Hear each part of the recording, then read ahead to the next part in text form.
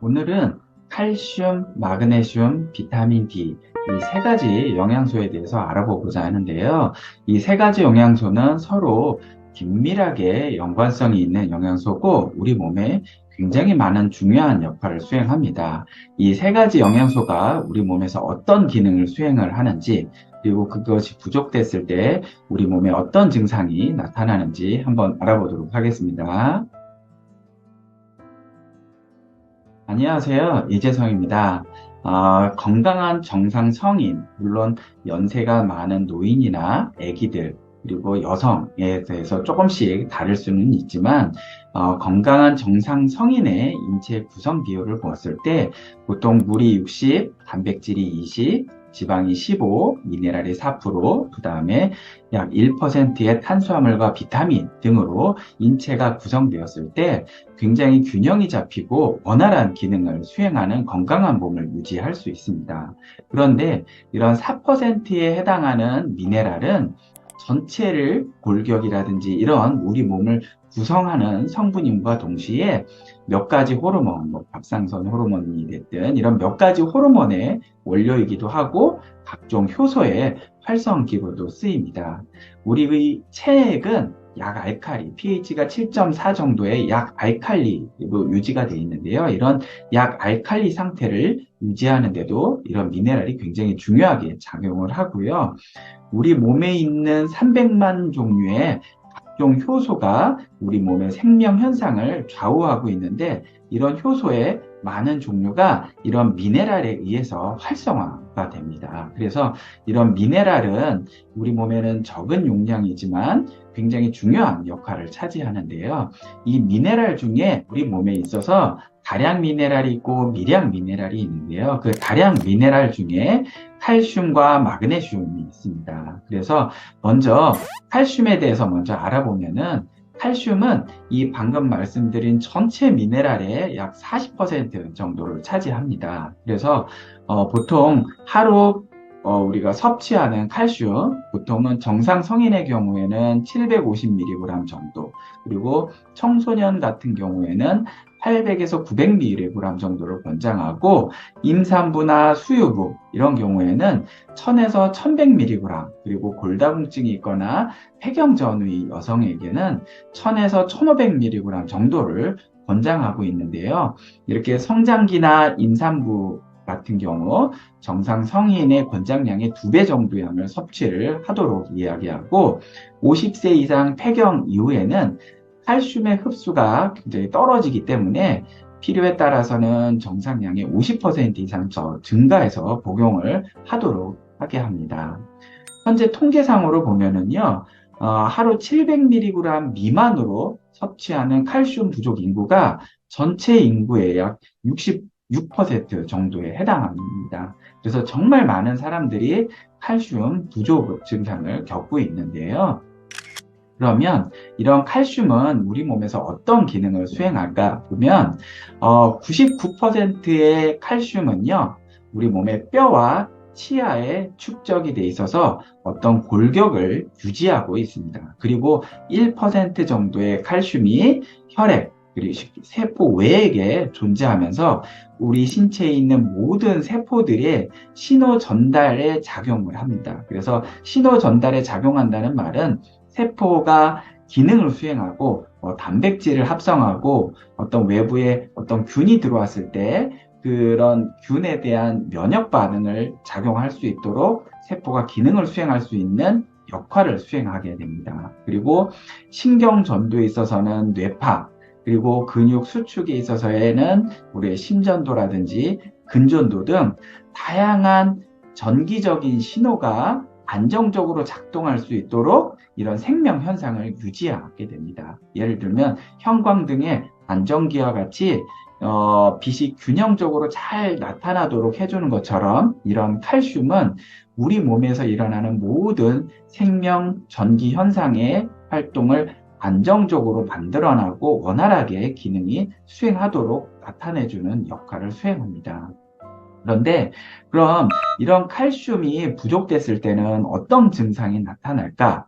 아까 얘기 드린 것처럼 우리 몸에 일어나는 모든 전기적인 현상에 관여한다고 그랬잖아요. 예를 들면 신경세포와 신경세포 사이의 연결 부위를 보통 시냅스라는 말을 쓰이는데, 이 시냅스에서는 신경세포가 자극이 되면 세포막에 그 이온, 칼슘이 열리는 그런 이온 통로가 열리면서 칼슘이 세포 안으로 들어옵니다. 그래서 칼슘이 들어와서 시냅스에 있는 망을 자극해서 다음 신경 전달 물질을 분비해서 다음 신경에 영향을 주고, 그 다음 신경이 그 정보를 받아들여서 다른 세포들에도 영향을 주는데, 가장 대표적으로 측정할 수 있는 전기적인 현상이 뇌파도 있죠. 그래서 뇌파가 불안정해지면 심리적으로 불안 증상이라든지 아니면은 이 간질이라든지 경기를 일으키는 경우도 있고요. 그리고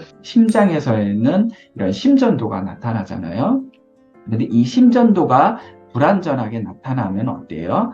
말 그대로 부정맥이라든지 이런 증상이 나타날 수 있고, 우리 몸의 근육은 이런 몸에 있는 골격 근육도 있지만 평활근육이라고 하면 기도라든지 장이라든지 이런 근육 등이 불규칙하게 수축이 일어나 나타나는 게 바로 근경련이 나타나는 거죠. 그래서 눈꺼풀이 떨린다든지 아니면 장이 꼬인다든지 장 운동이 기능이 떨어진다든지 이런 모든 몸에서 나타나는 그런 근육 활동 등이 다 칼슘과 관계 있습니다. 그래서 칼슘이 부족되면 아까 말씀드린 것처럼 뇌파에 불안정이 나타나는 경련이라든지 스트레스에 민감하고, 소아, 애들 같은 경우는 ADHD 이런 것 등도 영향을 주고요.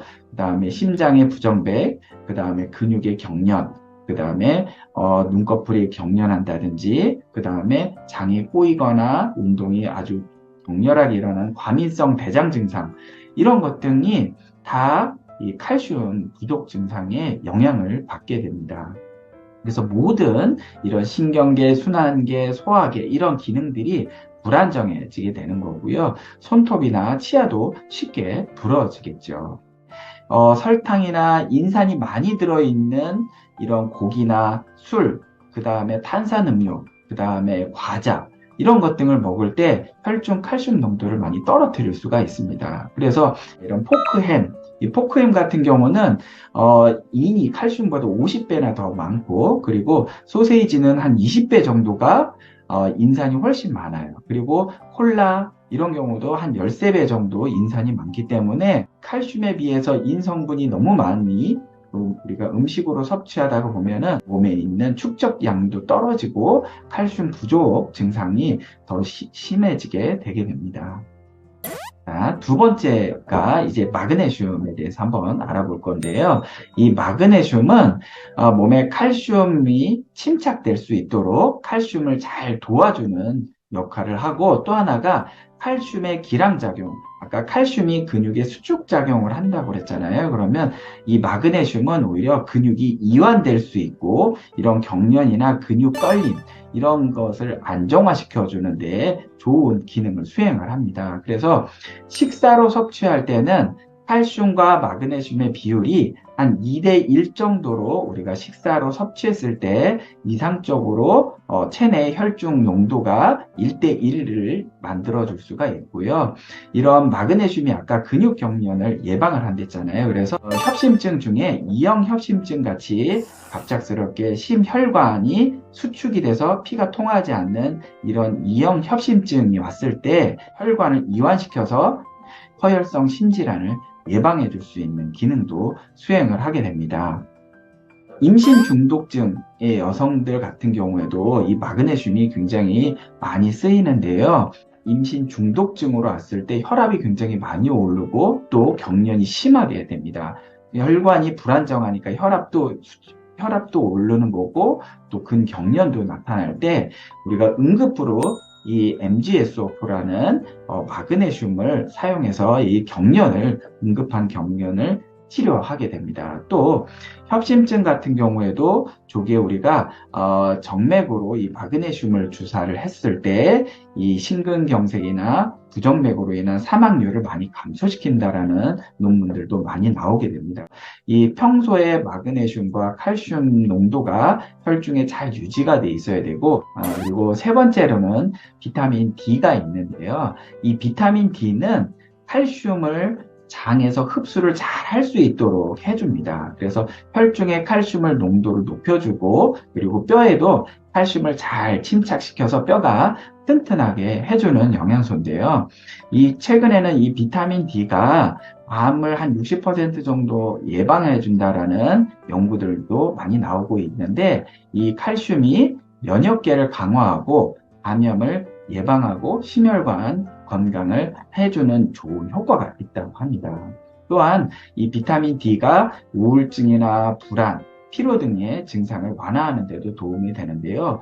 보통 우리가 하루에 한 20에서 30분, 하루에 2번에서 3번 정도 태양광에 이렇게 노출되어 있는 일광욕을 하면 우리 몸에 필요한 양의 80% 정도가 형성이 되는데, 현재는 우리가 이렇게 햇볕에 많이 노출되어 있지 않은 생활을 하기 때문에 비타민 D의 결핍이 더 심해지게 됩니다.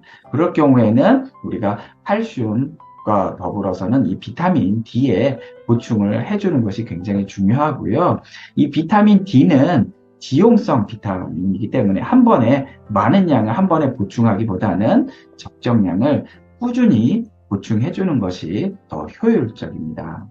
오늘은 이 칼슘, 마그네슘, 비타민 D 이 세 가지의 영양소가 우리 몸에서 어떻게 기능을 수행하는지, 그리고 이것들이 부족했을 때는 어떤 증상이 나타나는지를 알아봤는데요. 내가 부족 증상이 있거나 이 부족되는 환경이 있다라고 하면 잘 보충을 해서 건강한 몸을 유지하셨으면 좋겠습니다. 오늘 영상이 도움되셨기를 바랍니다.